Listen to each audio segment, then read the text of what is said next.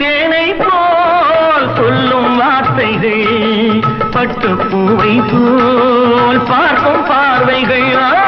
சொட்டு தேனை போல் சொல்லும் வார்த்தைகள், பட்டு பூவை போல் பார்க்கும் பார்வைகள்.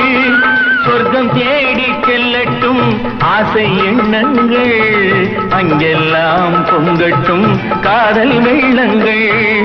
ஒருவர் மீது